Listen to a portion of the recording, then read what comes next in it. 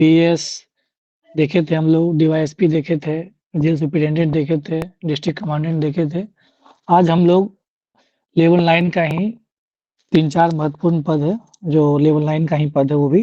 जैसे एसटेक हो गया, सब रजिस्ट्रार हो गया, बिहार एजुकेशन सर्विस हो गया, सब इलेक्शन ऑफिसर हो गया और एआरसीएस हो गया, असिस्टेंट रजिस्ट्रार कोऑपरेटिव सोसाइटी। ये 4-5 जो है लेवल 9 का ही बहुत महत्वपूर्ण और कोर पद है। बीपीएस बिहार पुलिस सर्विस में पसंद नहीं है तो ये भी आप चयन कर सकते हैं, इसके बारे में हम लोग जानेंगे। ठीक है, तो हम लोग स्टार्ट करते हैं। देखिए, हम लोग लास्ट क्लास में बात किए थे, इसके बारे में आप लोगों को पता ही होगा। तो किन्हीं को अगर कुछ प्रश्न पूछना होगा कि बीएस का या बीपीएस के बारे में या जेल सुपरिटेंडेंट, डिस्ट्रिक्ट कमांडेंट, इसके बारे में हम लोग लास्ट में प्रश्न लेंगे। अभी हम लोग आगे जो रेस्ट लेवल 9 का पद है, जो महत्वपूर्ण पद है और एक अच्छा पद है, बैलेंस्ड पद है। जैसे उसमें सबसे पहला आपका पद है एस्टेक का, assistant commissioner of state tax. इसमें क्या है, जीएसटी से संबंधित जितने भी, पहले तो बहुत सारे का टैक्स हुआ करता था, वैट होता था, सेल टैक्स हुआ करता था। अभी तो सारे टैक्स को कंबाइन कर दिया गया है और उस टैक्स जीएसटी में सारा इंक्लूड हो गया है। तो पहले की अपेक्षा काम कम गया है, लेकिन फिर भी सबसे बड़ी जिम्मेवारी ये है कि अभी जो जीएसटी का जो वसूली करना होता है, क्योंकि टैक्स इवेजन बहुत मात्रा में अभी आप देखते होंगे कि अलग-अलग तरीके से किया जाता है, सीए के माध्यम से बहुत तरीके से। तो टैक्स इवेजन जो हो रहा है, उसको कैसे मॉनिटरिंग करना है, इंस्पेक्ट करना है, जो जीएसटी रजिस्ट्रेशन दी जाती है, वो सारा एस्टेक ही करते हैं। जैसे जीएसटी का रजिस्ट्रेशन करना होता है, पहला काम। दूसरा, उस क्षेत्र में, उस अंचल, देखिए इसका विभाग का नाम अंचल होता है। जिला में एक ही होते हैं सामान्य तौर पे, एक अंचल, ऐसे तो हम लोग बोलते हैं उसको जिला में ही, जो हेडक्वार्टर होता है वो जिला में होता है, लेकिन उसका नाम होता है कि अंचल कार्यालय। जैसे सिवान है तो सिवान में एक होगा, उसमें उसके जो बॉस होते हैं वो होते हैं असिस्टेंट कमिश्नर, नहीं, joint commissioner, joint commissioner of state tax. तो पहले हम लोग ये जानते हैं कि ये लेवल 9 का पद है। Yes sir. ठीक है, तो एस्टेक जो है आपका लेवल 9 का पद है, गजेटेड है, डीडीओ है, लेकिन एस्टेक को गाड़ी आपको स्टार्टिंग में नहीं मिलता है।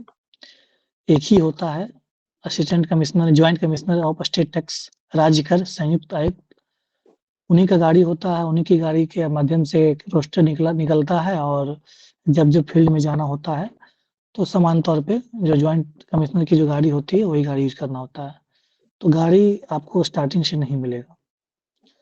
बाकी काम जैसे मैंने बताया कि जीएसटी से संबंधित, जीएसटी का रजिस्ट्रेशन करना, जो भी कमर्शियल फर्म है, गवर्नमेंट फर्म है, गवर्नमेंट संस्थाएँ हैं, सभी का रजिस्ट्रेशन करना और टैक्स का वसूली करना। समय-समय पे जीएसटी का दरबार भी लगता है। जो भी समस्याएँ होती है, किन्हीं का रिटर्न फाइल हो रहा है तो पैसा वापस नहीं आ रहा है, तो ये सब का इम्प्लीमेंटेशन करवाते हैं। इनका पद हायरार्की में क्या है, पहले आपको assistant commissioner of state tax, उसके बाद जॉइंट कमिश्नर बनते हैं, joint commissioner of state tax बनते हैं। तीसरा नंबर पे एडिशनल कमिश्नर है और चौथे नंबर पे स्पेशल कमिश्नर। तो ये 4 तरह का पद है, आप 4 प्रमोशन है। उसके बाद फिर आप विभाग में कमिश्नर, जैसे देखिए आपका एडिशनल कमिश्नर जो आईआरएस का पद होता है, इंडियन रेवेन्यू सर्विस, भारतीय राजस्व सेवा, वहीं से आते हैं। पहले क्या होता था कि पहले नाम रहता था इसका सीटीओ, कमर्शियल टैक्स ऑफिसर, लेकिन बाद में क्या उसमें कन्फ्यूजन होता था कि ये बिहार स्टेट गवर्नमेंट सर्विस का है या सेंट्रल गवर्नमेंट का, दैट्स व्हाई इसका नाम रख दिया गया है assistant commissioner of state tax. पद का भी वही नाम है, जो आईआरएस के ऑफिसर आएँगे, भारतीय राजस्व सेवा के, उनका भी नाम है, लेकिन उनका नाम में चेंजिंग है, assistant commissioner of central tax. यहाँ पे होता है assistant commissioner of state tax. तो ये आपका 3, सबसे वही 10 साल, 5 साल, 7 साल लग जाता है। जब आप जॉइंट कमिश्नर बन जाते हैं, तो ओवरऑल उस जिले का सारा आपके ऊपर ही ज़िम्मेदार होता है, सारा कुछ आपको ही देखना होता है। मेन स्टैक है, स्टैक के बाद आपका GST, joint commissioner of state tax, उसके बाद स्पेशल कमिश्नर। बताइए पब्लिक, हाँ, सबसे अच्छी बात है कि आप पढ़ाई के लिए आपको पर्याप्त समय मिलेगा, क्योंकि ये 10 से 5 का ही जॉब है पब्लिक इंटरेक्शन नहीं है उस तरह का, पॉलिटिकल प्रेशर उस तरह का नहीं है, तो पॉलिटिकल इंटरफेरेंस कम है, पब्लिक इंटरफेरेंस कम है, लॉ एंड ऑर्डर की ड्यूटी नहीं लगती है, इसलिए नहीं लगती है क्योंकि they are the asset creator of government, इसलिए इलेक्शन के समय ही लगता है और बाकायदा कभी इमरजेंसी कंडीशन आ गई तभी ड्यूटी लगती है। सबसे बेहतर बात एसटेक के साथ यही है कि लॉ एंड ऑर्डर की ड्यूटी नहीं लगती है। जैसे अभी महाशिवरात्रि कोई भी पर्व होता है तो जितने भी ऑफिसर्स होते हैं उनकी ड्यूटी लगेगी, लेकिन एसटेक की ड्यूटी नहीं लगेगी। ये क्लियर है? लेकिन कुछ पूछना है तो पूछ लीजिए, इसमें तो आगे बढ़ेंगे अगले पद के लिए। सर प्रमोशन का टेन्योर क्या होता है, कितने टाइम में असिस्टेंट कमिश्नर से जॉइंट कमिश्नर प्रमोशन बनते का हैं? टेन्योर ये है कि आपको 5 साल से 7 साल में आप जॉइंट कमिश्नर बन जाएंगे, उसके बाद अगला 10 साल लगेगा आपको एडिशनल कमिश्नर बनने में, क्योंकि एडिशनल कमिश्नर जब बन रहे हैं तो आप समझिए कि आईआरएस के भारतीय राजस्व सेवा के आप अधिकारी हो गया, लेवल 13। ठीक है, चलिए आगे बढ़ते हैं। दूसरा आपका महत्वपूर्ण पद है सब रजिस्ट्रार। इसी ये दोनों जो पद है बहुत पीसफुल जॉब है, बैलेंस्ड लाइफ है, आपका फैमिली लाइफ प्रोफेशनल लाइफ दोनों बैलेंस रहेगा। और सब रजिस्ट्रार में सबसे अच्छी बेनिफिट है कि इसमें आपको गाड़ी मिलती है, लेवल 9 का पद है, गस्टेड है। डीडीओ, डीडीओ मतलब जानते हैं ना क्या होता है डीडीओ? कोई बताइए, कोई एंड डिसबर्समेंट ऑफिसर, निकासी एवं बैन पदाधिकारी। डीडीओ का मतलब ये होता है कि आप अपनी सैलरी और साथ-साथ अपने आपके जो भी सबऑर्डिनेट्स हैं, आपके जो भी जूनियर स्टाफ्स हैं, सारी की सैलरी आप आपके स्तर से निकलेगी। खुद की सैलरी और अपने स्टाफ की सैलरी आपके स्तर से निकलती है। तो ये बेनिफिट्स है डीडीओ होने का, कि आप अपना सैलरी खुद निकाल सकते हैं ट्रेजरी के माध्यम से। तो लेवल 9 है, गस्टेड है, डीडीओ है और सबसे अच्छा बेनिफिट है कि आपको स्टार्टिंग से ही गाड़ी मिलता है। ये आपका पद अनुमंडल में भी पोस्टिंग हो सकती है, जिला में भी पोस्टिंग हो सकती है, डिपेंड करेगा कहाँ पे आपका निबंधन कार्यालय है। जिला में है निबंधन कार्यालय या अंचल में है, कहाँ पे है अंचल कार्यालय, ये निबंधन कार्यालय, इस पे डिपेंड करता है। तो ये पोस्टिंग आपको अनुमंडल स्तर पे भी हो सकती है, जिला स्तर पे भी हो सकती है। बाकी बात करते हैं कि इसमें पॉलिटिकल इंटरफेरेंस नहीं है, स्टडी का आपको पर्याप्त समय मिलेगा, 10 से 5 है। इसका वर्क क्या है जो आप लोग पढ़ते हैं, जैसे एक तो रजिस्ट्रेशन लैंड का, कोई भी तरह का लैंड किसी को खरीदें बेचें तो लैंड का रजिस्ट्रेशन कराया जाता है, जो कि निबंधन पदाधिकारी सब रजिस्ट्रार ही करते हैं। दूसरा काम होता है कि किसी भी तरह का असेट से मैरिज, जो कोर्ट मैरिज होता है तो उसमें एक होते हैं स्पेशल मैरिज ऑफिसर, विशेष विवाह पदाधिकारी, वही होते हैं, सब रजिस्ट्रार ही होते हैं। तो ये कोर्ट मैरिज होती है, या देखिए 2 तरीके से होता है। एक तो होता है कि डायरेक्ट आप गए वहाँ शादी किए हैं। दूसरा होता है कि शादी करने के बाद आप चाहते हैं कि हमको सर्टिफ़िकेट मिले। तो शादी करने के बाद जो सर्टिफ़िकेट मिलता है वो सब रजिस्ट्रार के कार्यालय से ही मिलता है, निबंधन कार्यालय से ही मिलता है। और ड्यूरिंग जैसे आप शादी करने जा रहे हैं तो वो भी आपको कहाँ जाना होगा? वहीं जाना होगा। नॉन जुडिशियल गैर न्यायिक स्टैम्प होता है, उसी पे ही आपका एग्रीमेंट होता है और फिर सर्टिफ़िकेट जारी किया जाता है। इसके अलावा सोसाइटी रजिस्ट्रेशन एक्ट 1860, ये कोई भी सोसाइटी अगर रजिस्ट्रेशन कराती है, तो वो सब रजिस्ट्रार के माध्यम से ही होता है। और एडॉप्शन, हेरिटेंस, इनहेरिटेंस ये सब में भी सारा जो भी अगर मामला है तो वो रजिस्ट्रेशन सब रजिस्ट्रार के माध्यम से ही होता है। तो ये 5-6 काम है इसका। अभी अब तो सबसे अच्छी बात हो गई कि अब ये ऑनलाइन होते जा रहा है। पहले क्या होता था कि बहुत भाग-दौड़ करनी पड़ती थी, अब चीज़ें ऑनलाइन हो गई है। आप अप्लाई कर दीजिए कि मुझे रजिस्ट्री करवानी है ज़मीन का, आपको डेट मिल जाएगा, उस डेट को आप जाइए, उस डेट को जो खरीदने वाला है, जो बेचने वाला है, दोनों को सामने लाया जाएगा। निबंधन पदाधिकारी पूछेंगे, क्या आप सहमत हैं? आप मर्ज़ी से आप अपना ज़मीन बेच रहे हैं, रजिस्ट्री करवा रहे हैं? जो खरीदने वाले हैं उनसे भी पूछा जाएगा और फिर आपका रजिस्ट्रेशन हो जाएगा। उसमें 2 तरीके से होता है, एक होता है सेल डीड और एक होता है गिफ्ट डीड। सेल डीड का मतलब वही हुआ कि आप मर्ज़ी से बेच रहे हैं। गिफ्ट डीड का मतलब होता है कि जो हम लोग गिफ्ट करते हैं, तो उसको बोलते हैं गिफ्ट डीड। गिफ्ट डीड में क्या होता है कि कम लगता है टैक्स, शुल्क जो होता है। क्लियर है? ये आपका सब रजिस्ट्रार का हाँ, प्रमोशन देख लेते हैं। प्रमोशन में क्या है? पहले आप सब रजिस्ट्रार रहेंगे, उसके बाद 5 से 7 साल में डिस्ट्रिक्ट सब रजिस्ट्रार बनते हैं। जैसे अनुमंडल स्तर का पद है, मान लीजिए एक जिला में 3-4 निबंधन कार्यालय है, तो एक होगा डिस्ट्रिक्ट निबंधन कार्यालय, जिला निबंधन कार्यालय, और बाकी अनुमंडल में हो सकते हैं। तो आप अनुमंडल में पोस्टिंग होगी, उसके बाद वहाँ से जब आपका प्रमोशन होगा तो डिस्ट्रिक्ट सब रजिस्ट्रार बनते हैं। वहाँ से भी प्रमोशन होगा तो डिस्ट्रिक्ट रजिस्ट्रार, जिला निबंधक। लेकिन जिला निबंधन पदाधिकारी डीएम होते हैं। लेकिन डिस्ट्रिक्ट रजिस्ट्रार का काम क्या होता है? एक तरह से विभागीय काम वही देखेंगे, किसी तरीके का उस तरह का आएगा तब फिर डीएम सर का साइन होगा, अदरवाइज सारा काम डिस्ट्रिक्ट रजिस्ट्रार ही देखते हैं, जिला निबंधक। उसके बाद प्रमोशन होता है तो उसमें इंस्पेक्टर ऑफ रजिस्ट्रेशन ऑफिस है, असिस्टेंट इंस्पेक्टर है, आईजी है, वो आगे 4-5 और भी पद है। लेकिन मेन आपका 5 से 7 साल में आप डिस्ट्रिक्ट सब रजिस्ट्रार बन जाते हैं। सबसे अच्छी बात है इसमें, शुरू से आपको गाड़ी मिलेगी, एक गार्ड भी मिलता है, होम गार्ड, तो और भी अच्छी चीज़ है ये। इसलिए और बाकी बेहतर फर्स्ट एंड अलाउंस तो बेहतर है, लेवल 9 का है तो। क्लियर है ये? आगे बढ़े? गोपाल कुछ पूछना चाह रहे अगला हैं आपका क्या बताइए? नहीं सॉरी सर, ऐसे ही हैंड टच हो गया। ओके, हैंड ये जो आपका देखिए विभाग का नाम ही है पूरा मद्य निषेध उत्पाद एवं निबंधन विभाग, तो इसमें दोनों विभाग मर्ज है, एक साथ है।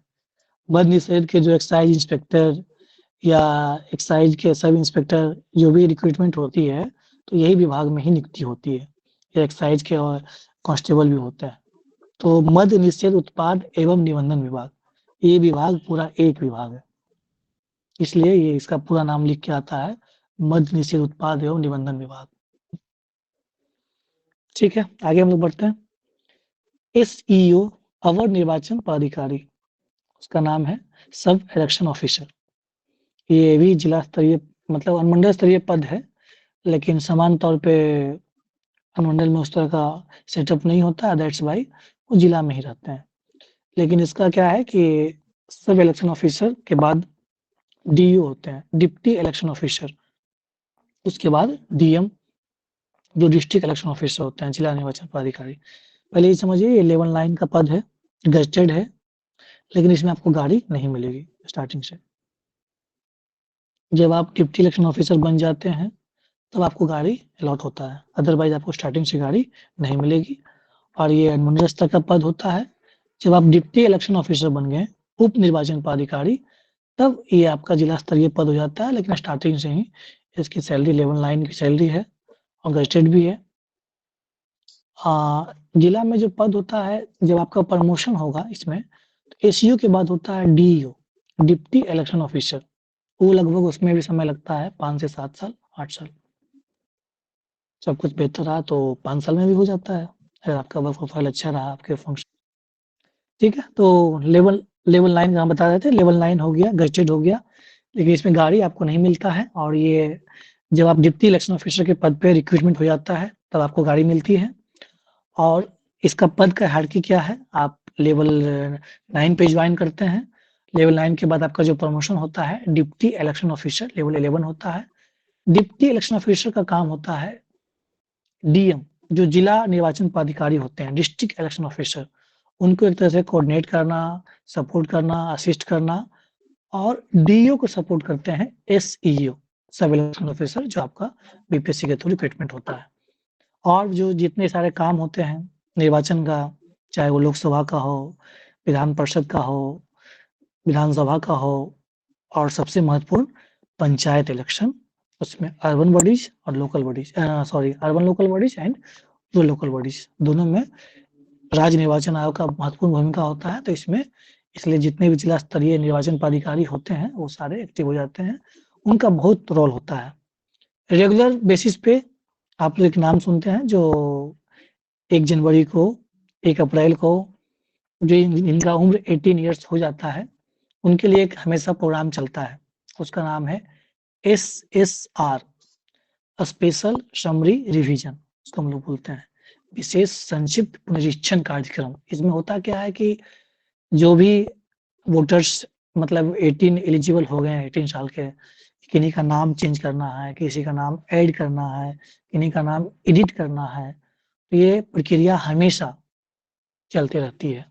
तो वो मॉनिटरिंग जो जिला में डीईओ होते हैं, एसईओ होते हैं, उन्हीं के माध्यम से होता है, किसका नाम जोड़ना है। और सबसे नीचे जो होते हैं बीएलओ, बूथ लेवल ऑफिसर्स, उनके माध्यम से सारे काम किया जाता है। बूथ लेवल ऑफिसर्स के ऊपर जब आएँगे तो सुपरवाइजरी ऑफिसर होते हैं, प्रवचन पदाधिकारी, उसके ऊपर आते हैं तो एईआरओ होते हैं।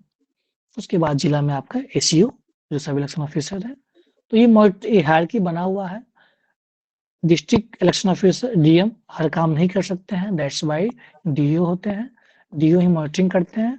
डीईओ एसईओ को मतलब एसईओ को बताते हैं, एसईओ को डायरेक्शन देते हैं और एसईओ सारा काम उसको अपडेट करते हैं। तो इलेक्शन से संबंधित जो भी काम होगा, चाहे वो कैंपेनिंग करना हो, एसएसआर करना हो या इलेक्शन करवाना हो, सारा काम एसईओ के जिम्मे ही होता है। तो इनका काम ठीक-ठाक है। पॉलिटिकल इंटरफेरेंस तो उस तरह का नहीं है, लेकिन इलेक्शन के समय बहुत ज़्यादा इसका लोड बढ़ जाता है। बाकी समय में तो ठीक ही रहता है। तो टोटली बैलेंस्ड ये भी बैलेंस ही पद है। लेवल 9 का पद है तो ठीक है। बस एक ही चीज़ है कि गाड़ी स्टार्टिंग से नहीं मिलती है। क्लियर है?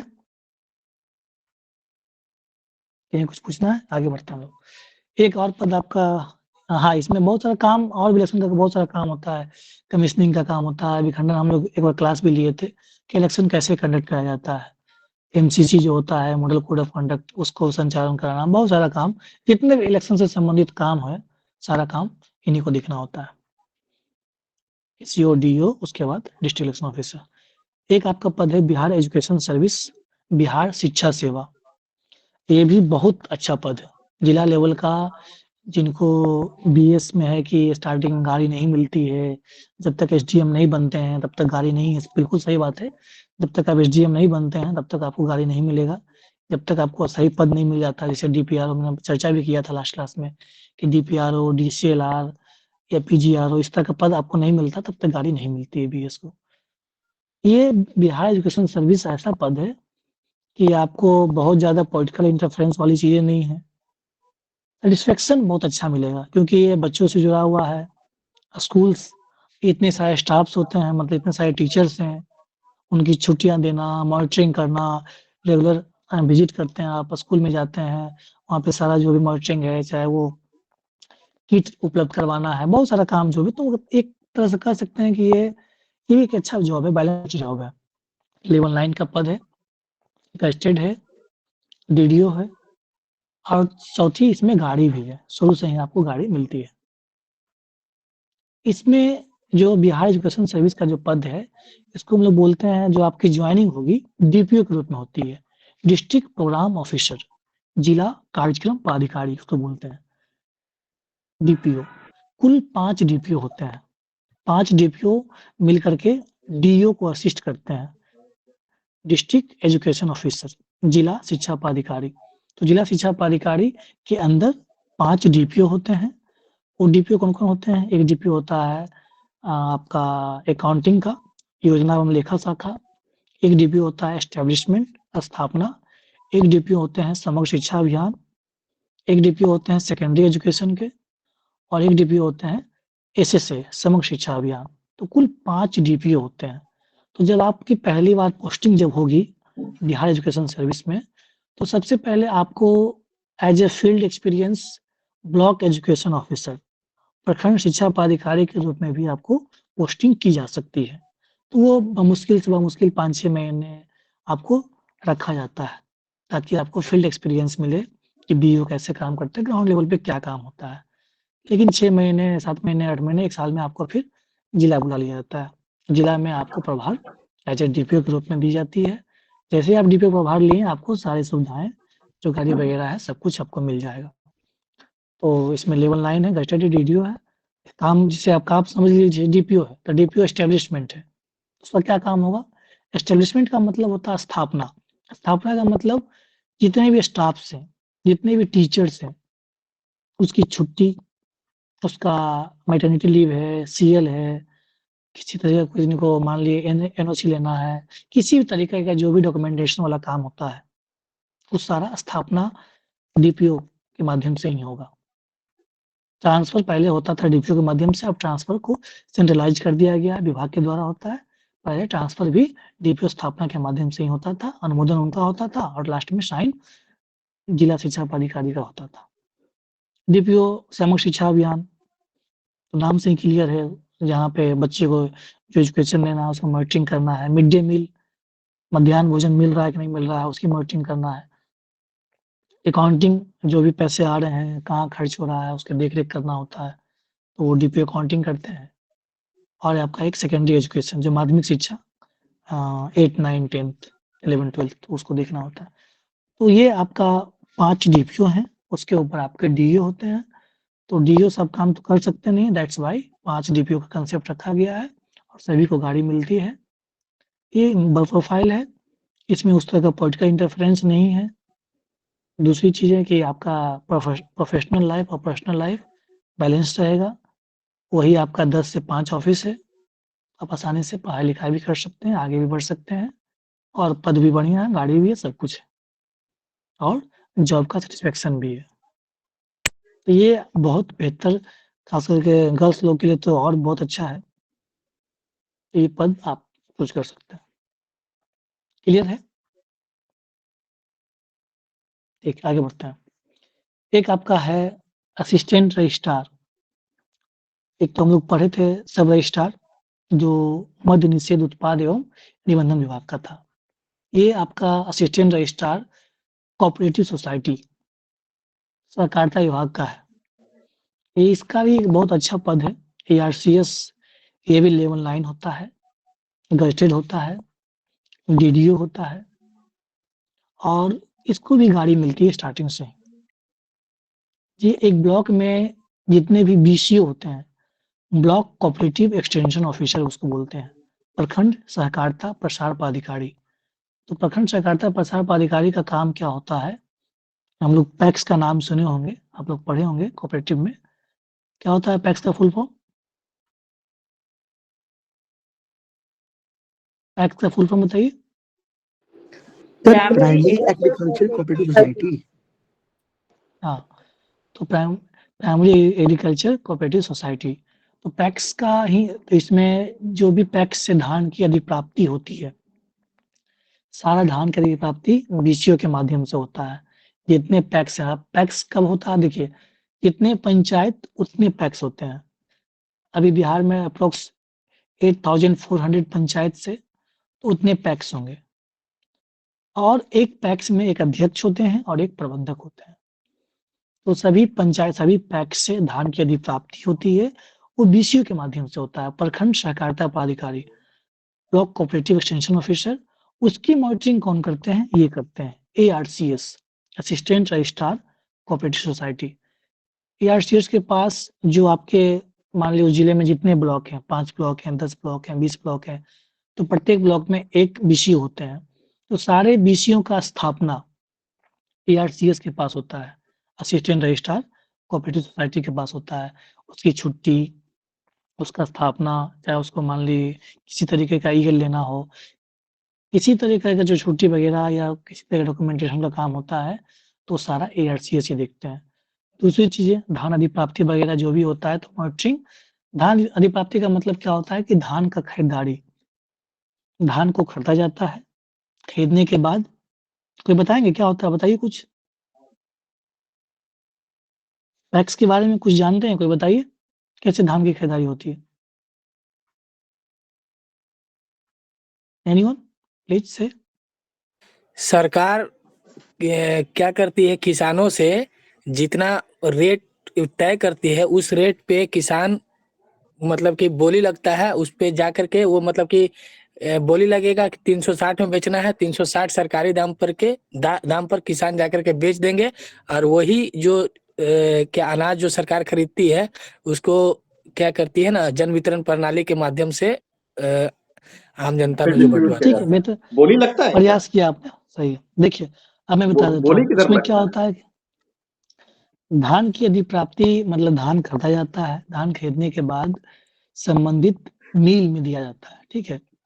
एक मिल दोनों तरीके हो सकता है, सरकारी भी मिल हो सकता है, प्राइवेट मिल भी हो सकता है। जहाँ सरकारी मिल है वहाँ सरकारी मिल में जाएगा, जहाँ प्राइवेट है तो प्राइवेट में जाएगा। वो टैग किया जाता है, संबंधित पैक्स को टैग किया जाता है। टैग करने के बाद इसे वहाँ से धान किसान से खरीद करके मिल में चला गया और मिल से फिर चावल कहाँ जाता है? एसएफसी के पास, स्टेट फूड कॉर्पोरेशन के पास, राज्य खाद्य निगम, और वहाँ से फिर पैसा डीबीटी के माध्यम से प्रत्येक किसान को दिया जाता है। अब उसमें कई बार क्या होता है कि धान मान ली कहा दिया गया कि इतना धान दिया गया और चावल एसएफसी को उतना पहुँचा नहीं, तो उसमें हो जाती है घपलेबाजी।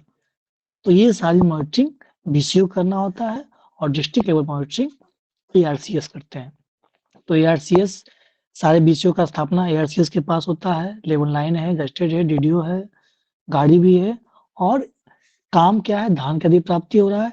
दूसरा ब्लॉक लेवल पे एक होता है व्यापार मंडल, तो उसका भी मॉनिटरिंग यही करते हैं। जिला लेवल पे जब आप देखेंगे पद का हायरार्की तो सामान्य तौर पे एआरसीएस ही डिस्ट्रिक्ट कोऑपरेटिव ऑफिसर होते हैं, जिला सहकारिता पदाधिकारी। क्यों? क्योंकि सामान्य तौर पे बहुत पद रिक्त है, इसलिए जो एआरसीएस के रूप में ज्वाइन करते हैं वो डीसीओ का भी पद वही ग्रहण करते हैं, क्योंकि बहुत सीट वैकेंट है। दैट्स वाई बराबर आप देख पा रहे होंगे कि एआरसीएस का 69 में भी रिक्रूटमेंट था, इस बार भी रिक्रूटमेंट है। तो इसमें बहुत अच्छा प्रमोशन का स्कोप है कि आप डायरेक्ट जाते के साथ ही एक ऑफिस के हेड हो जाते हैं, गाड़ी मिल जाती है, आपके अंदर 19 ऑफिसर्स बीसीओ जो कि 71 से अब शायद यूपीएससी ही लेगी उसका एग्जाम। तो आप समझ रहे हैं कि आप सेम एग्जाम से अगले 71 से, तो सारे ऑफिसर्स के आप हेड हैं, उसका एस्टेब्लिशमेंट है आपके पास, उसकी मॉनिटरिंग है और काम भी है जो धान। और एक होता है जिला लेवल पे डिस्ट्रिक्ट कोऑपरेटिव बैंक, उसके भी एमडी एआरसीएस होते हैं। जिला डिस्ट्रिक्ट कोऑपरेटिव जानते हैं ना बैंक के बारे में? कोऑपरेटिव बैंक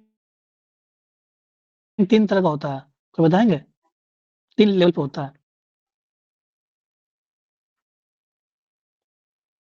बताइए, कोई बताइए कुछ? सर एक प्राइमरी होता है, एक स्टेट। हाँ, प्राइमरी और सर एक प्राइमरी होता है, एक डिस्ट्रिक्ट लेवल पे और एक स्टेट लेवल पे। तो डिस्ट्रिक्ट लेवल का क्या नाम है पता है?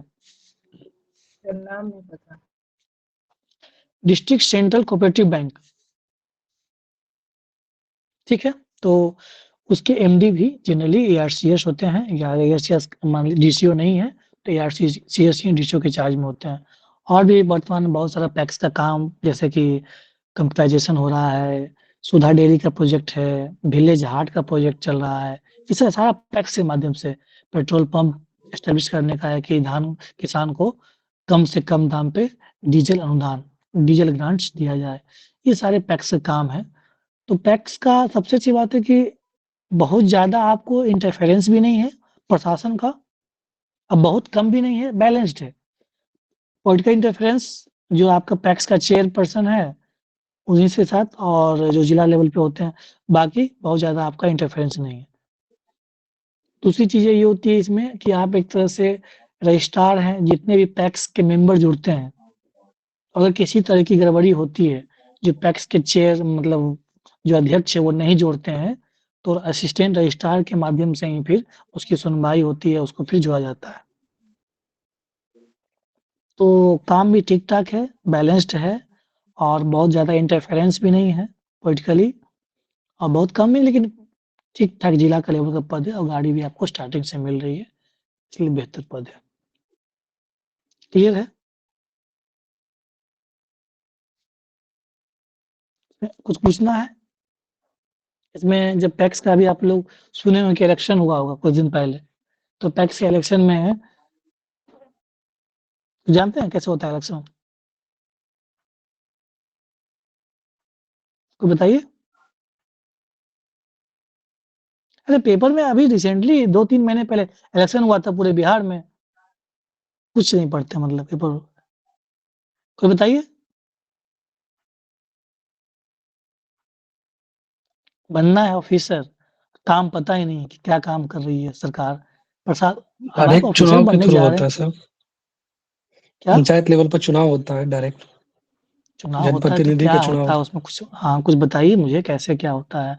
इसके पहले भी हम बहुत क्लास में चर्चा किए हैं, बताए हैं।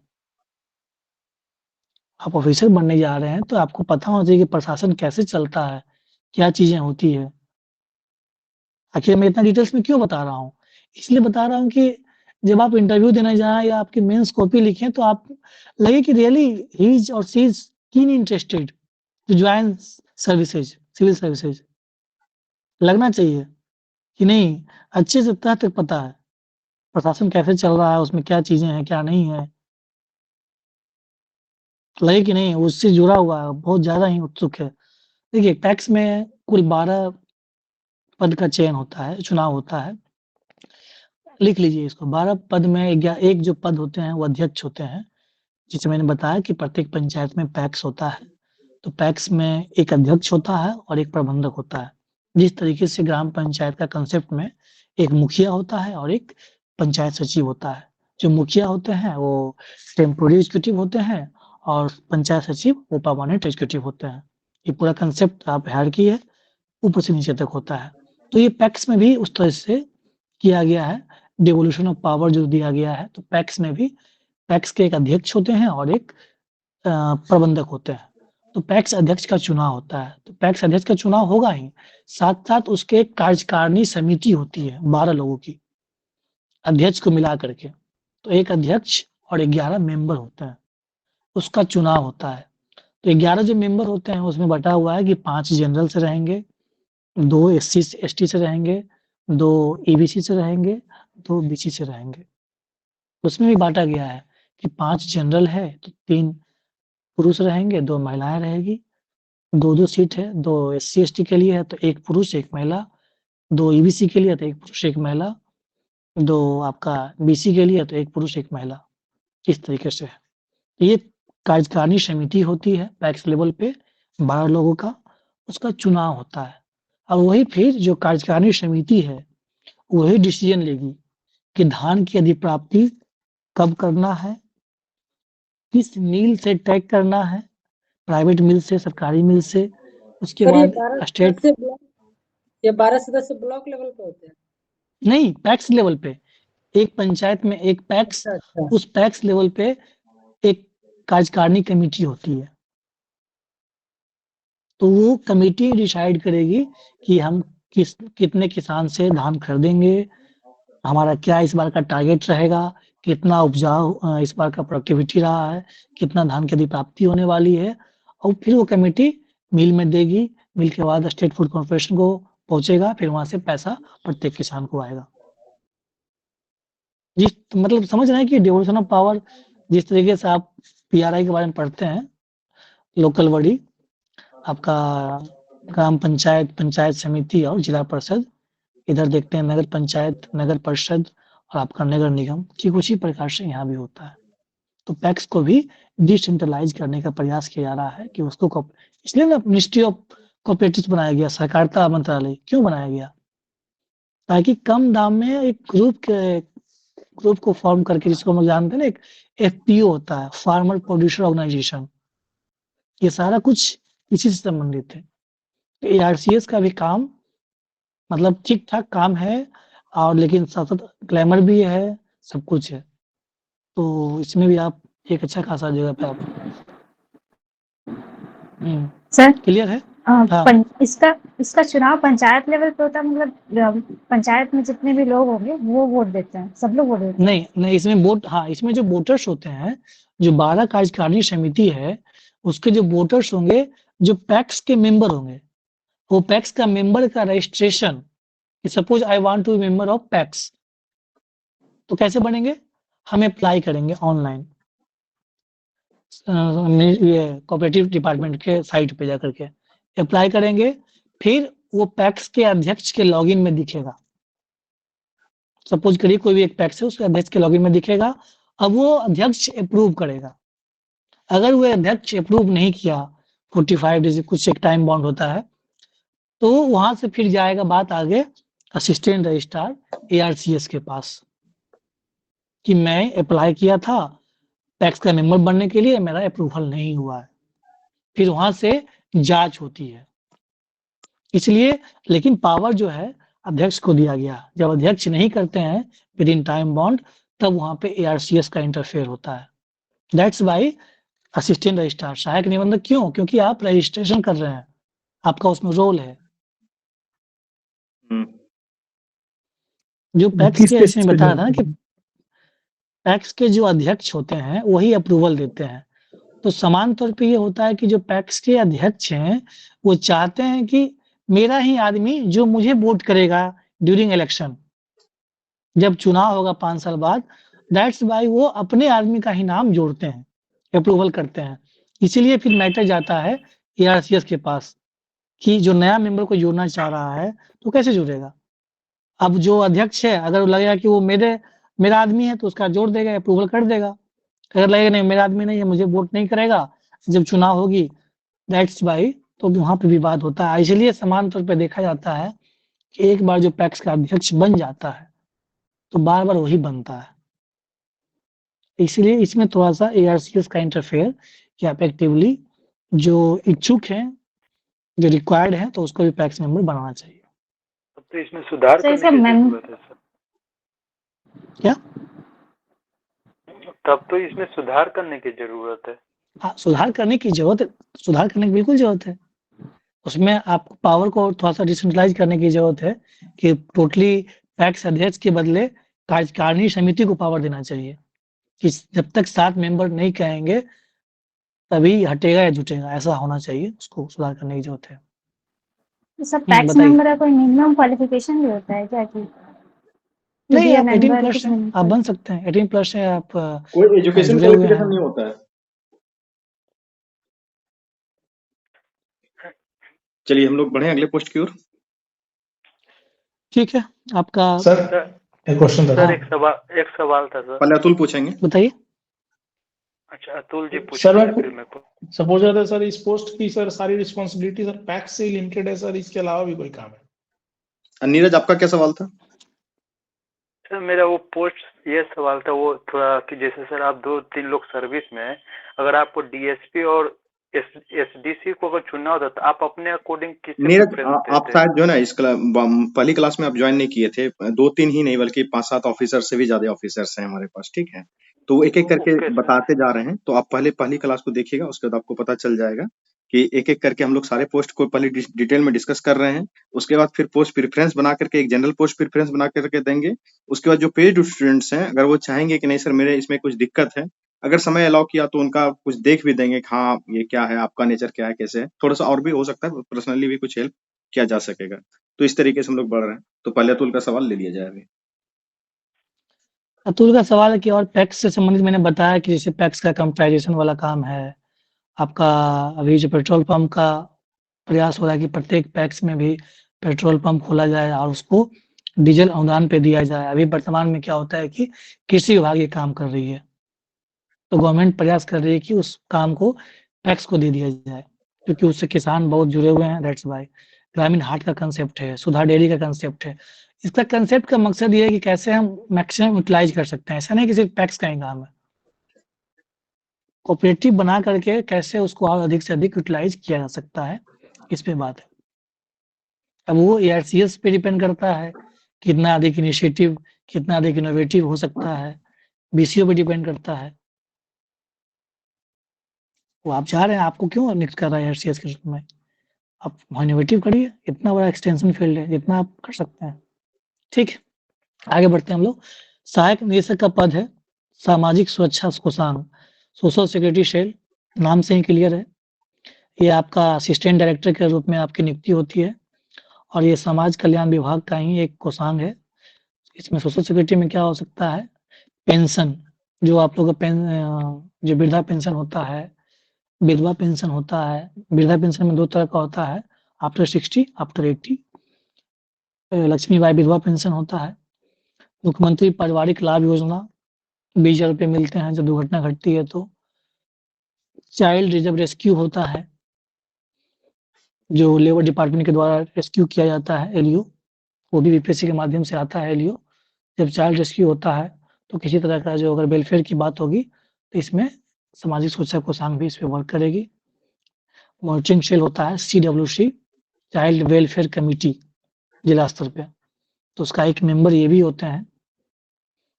और जो भी डेवलपमेंटल सोशल सिक्योरिटी संबंधित जो भी गवर्नमेंट की स्कीम आएगी, रिसेंटली एक स्कीम आ रखा था स्पॉन्सर स्कीम। उसमें स्पॉन्सर स्कीम में था कि जो बच्चे अनाथ हैं उसको सरकार फ्री में पढ़ाएगी और उसको जब तक ग्रेजुएट नहीं हो जाएगा उसका 1000 या शायद 5 देख लेना होगा एक बार डेटा, 1000 रुपये जमा भी करेगी। तो जो भी सोशल वेलफेयर स्कीम्स है उस पे ये लोग का काम होता है। क्लियर है? इसमें कुछ बहुत ज़्यादा ये नहीं है। इसमें सबसे देखिए लेवल 9 का पद है, जिला स्तरीय पद है, लेकिन आपको स्टार्टिंग में गाड़ी वगैरह नहीं मिलता है, कॉमन गाड़ी ही मिलेगा।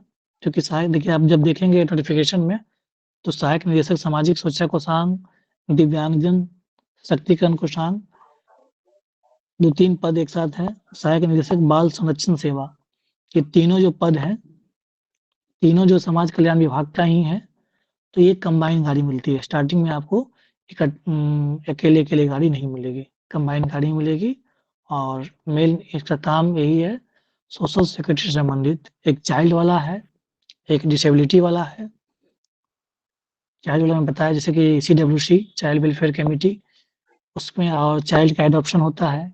इनहेरिटेंस जैसे बाहर से जो आते हैं पेरेंट्स, अगर बच्चे को एडॉप्शन करना है तो उसमें असिस्टेंट डायरेक्टर बाल संरक्षण सेवा, उनकी जिम्मेवारी होती है कि सही से एडॉप्शन हो, उसका रजिस्ट्रेशन हो, सारा नाम पता हो, एग्रीमेंट हो, ये सारा असिस्टेंट डायरेक्टर बाल संरक्षण सेवा की जिम्मेवारी होती है।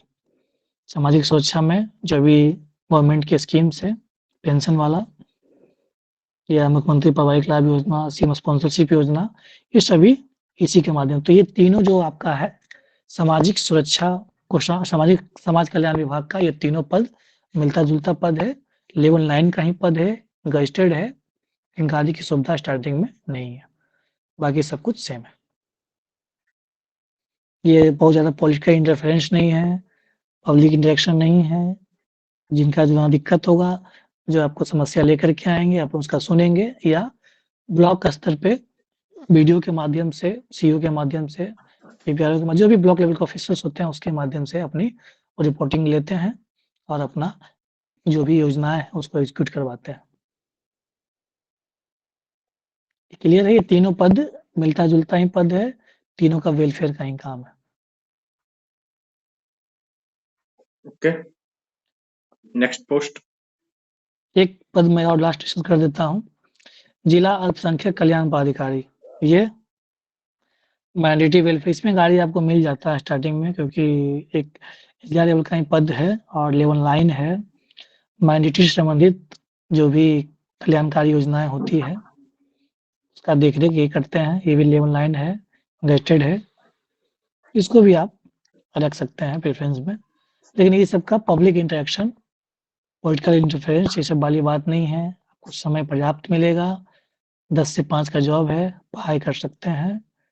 कहलाने का तो ऑफिसर कहलाएँगे, लेकिन बहुत ज़्यादा उस तरह का वर्क प्रोफाइल, बहुत डायमेंशन नहीं है, बहुत हाईएस्ट डायमेंशन नहीं है। तो थोड़ा-सा जो आप जिस ग्लैमर के लिए, जिस पद के लिए लोग सिविल सर्विस देते हैं, वो चीज़ें नहीं मिलेगी। आपके ब्लॉक लेवल ऑफिसर्स कितने बेहतर काम कर रहे हैं, नहीं कर रहे हैं, आप खुद जाइए, खुद मॉनिटर करिए, तो और बेहतर होगा। ठीक है? ओके, रुपेश सर, जी सर। लगभग हम लोग लेवल 9 का पद क्लियर, एक 2 पद और है। जैसे आपका एक ये जिला नियोजन पदाधिकारी, और बाकी तो दिख नहीं रहा है, 2 पद कुछ और पोस्ट होगा, बचे हुए हैं सर, उसको अभी हम डिस्कशन करने डिस्कस के कर लिए लेंगे। कुछ पोस्ट बचे हुए ही हैं, और तो ये लेवल 9 डिस्कशन जो एक दिन बचे हैं में उसको खत्म हो भी नहीं सकता है, कभी काफी लंबी डिस्कशन चलने वाली है। आप यूट्यूब पे देखेंगे कि सारे लोग क्या किए हैं कि 10 मिनट 15 मिनट के वीडियो में सब बता दे रहे हैं कि सब पोस्ट कैसे प्रेफरेंस भरें। ये संभव ही नहीं है बिना आप पोस्ट के बारे में डिटेल जाने आप अपनी इच्छा से तो नहीं भर पाएंगे। ठीक है, कोई बता दिया, भैया बता दिए, बाद में पछतावा इन चीजों का होने लगता है कि अरे मेरा रैंक तो अच्छा था, अगर आप किसी अच्छे व्यक्ति से मिलके ये पोस्ट प्रेफरेंस को अच्छे से देख के थोड़ा टाइम लगा के भरे होते तो आज इतने अच्छे रैंक लाने के बाद भी इस छोटे सर्विस में मुझे सर्विस नहीं करना पड़ता। या फिर आपका जो नेचर है उस टाइप का आप सर्विस करेंगे, तभी जब आप अच्छे से पोस्ट प्रेफरेंस को जानेंगे। इसी वीडियो के पूरे प्ले लिस्ट में नीचे देखेंगे तो पूरे एक एक करके बहुत डिटेल में डिस्कस करवाया गया है, उसमें बाकायदे इस पोस्ट की पूरी क्लास चलवाई गई थी, तो आप उसे भी देख सकते हैं।